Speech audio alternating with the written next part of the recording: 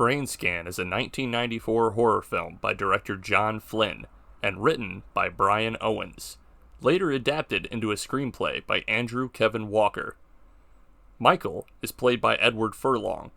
This was one of the films he starred in between the box office juggernaut that was T2 Judgment Day and the less celebrated but still influential American History X.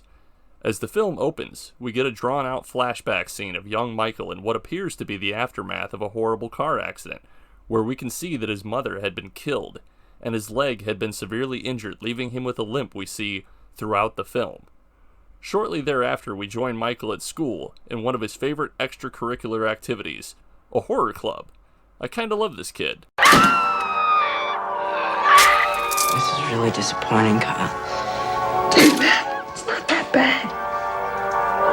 When does she eat her gallbladder?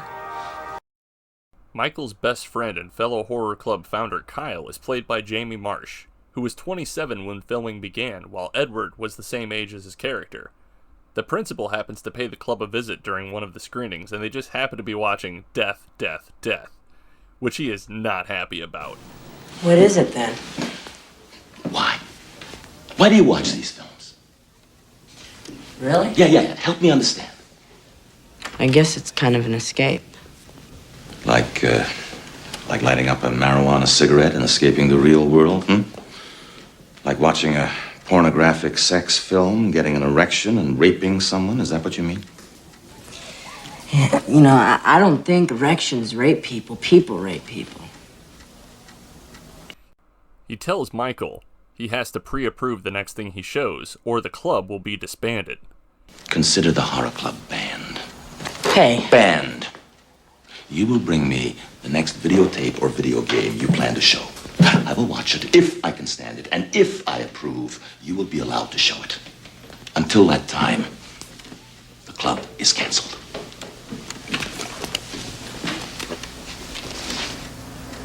Don't let me detain you, Mr. Brower. Amy Hargreaves plays the love interest Kimberly, who Michael seems to never want to talk to, but that won't stop him from being an absolute creeper by videotaping her through her bedroom window, which is conveniently opposite his own. Teens, right?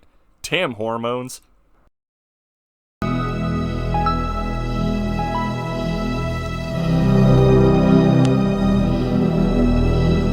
Michael finds an advertisement for a newly released video game titled BrainScan. The creators say BrainScan is the most frightening experience you have ever had the displeasure of coming into contact with. It interfaces with your subconscious. You supply the information, and we take care of the rest. Not being able to resist, he calls the number and gets an actual person on the phone. That alone is kind of frightening by today's standards.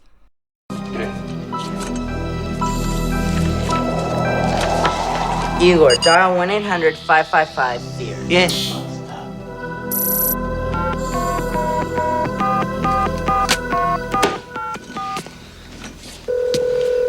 Hello, you've reached BrainScan. My name is Michael Brower. You can reach me at 717... Hello, Michael. Sorry, thought you were a machine. How can I assist you? I read your ad in Fango, and I just wanted to find out what's the big deal. It's the most frightening experience you'll ever have the displeasure of coming into contact with. Sure it is. Look, I've played them all. BrainScan's more than just a game. Yeah, right. Well, what's it about? That depends on the individual. What makes BrainScan unique is that it interfaces with your subconscious. You supply the inspiration, and we take care of the rest. Look, R2-D2, how do you really expect me to believe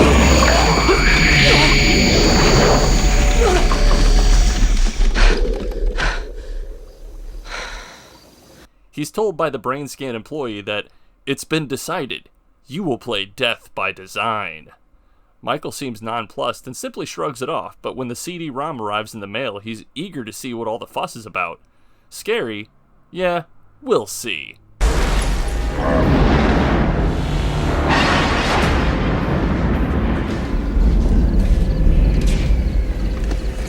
Listen carefully. For the next 2 hours, you're going to experience mind program entry. That's a powerful force, not unlike hypnosis, transmitted through the television's blanking signal. It's going to alter your reality. Who the hell are you? Take this seriously, Michael. You'll be watching a brutal murder through the eyes of a killer, and you'll affect his actions. It won't be pretty. No kidding. There is one limitation. You must stalk and kill within the time limit of the program. Like a video game, right? Video games are ancient history. This is the first disc in a series of 4. If time runs out, you'll not be allowed to play the next disc. That could be extremely dangerous. Do not let that happen. One final detail. You must think like a killer. Cover up any clues. Leave no witnesses, no evidence. And most importantly, enjoy the fear. Wait a minute.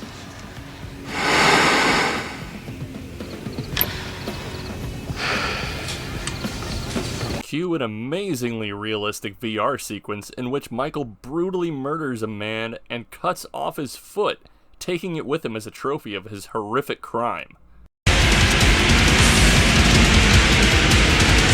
You got what you came for. Be sure you put it in a safe place.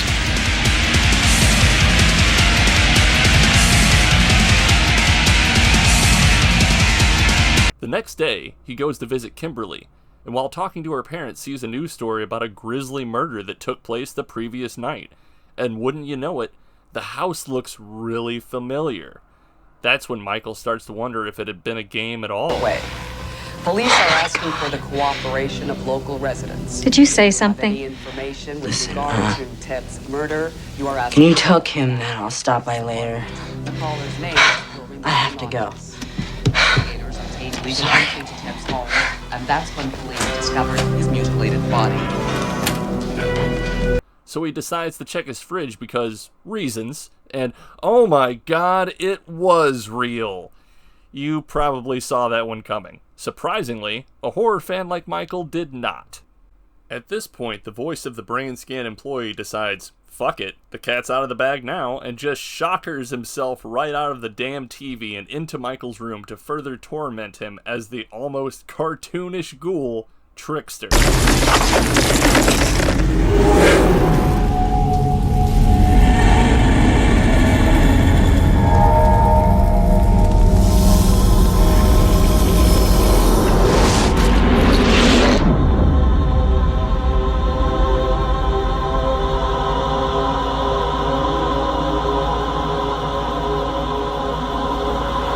Please allow me to introduce myself.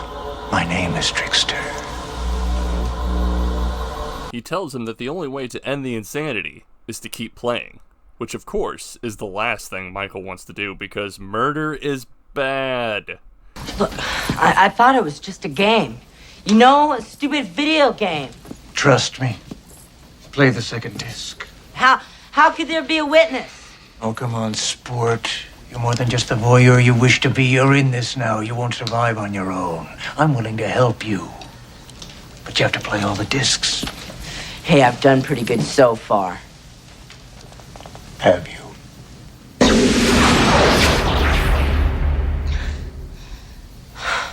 After trying to get rid of the evidence and failing horribly because of man's best friend, Michael says fuck it and plays the next installment, but this time thinks ahead and records himself. And to absolutely no one's surprise, he finds that he did indeed get the murder Jones and went for a stroll. I'm scared to death. I'm not sure what this tape's gonna prove, but if I'm a killer, consider this my confession. Igor, dial 1-800-555-FEAR. Yes, master. Well, here goes nothing.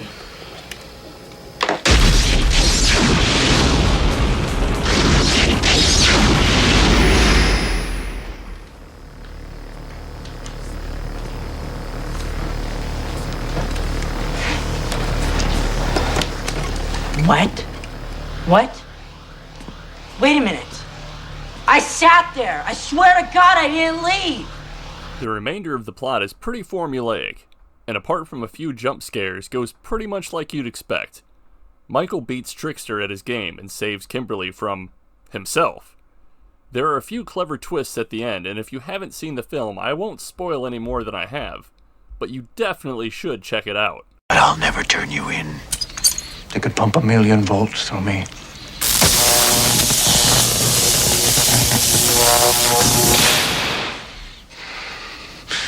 could bust my fingers one by one, by one, by one. They could dig out my eyes.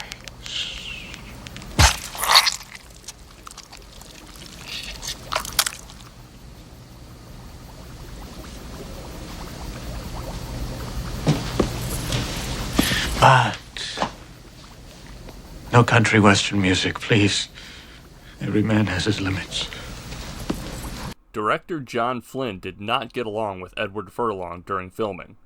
He later recalled, "Eddie Furlong was a 15-year-old kid who couldn't act. You had to slap him awake every morning.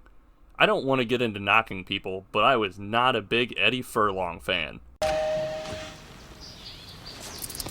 You too. Originally, towards the end of the film, when the trickster merges with Michael, they were supposed to form a horrific abomination which was supposed to terrify Kimberly. We don't know for sure why the scene was cut, as the filmmakers were really proud of how horrific the abomination looked. I knew you couldn't do it on your own. Game over. You lose. Perhaps. But first...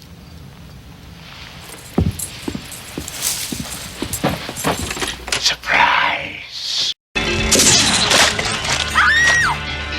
The film was released April 22nd, 1994, and was a critical and financial failure.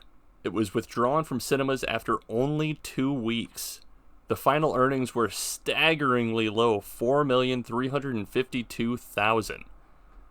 BrainScan is a fun movie. It was a favorite of mine when I first saw it as a very young teen, who was also a horror nut. It might not hold up by today's standards, but that doesn't mean it's bad by any means. I heartily endorse this one as a midnight group watch with your spooky friends. 4 out of 5 stars. You won't be disappointed. Though, after watching this review, I can already hear what some of you are saying. This is really disappointing, Kyle. Dude, man, it's not that bad. When does she eat her gallbladder?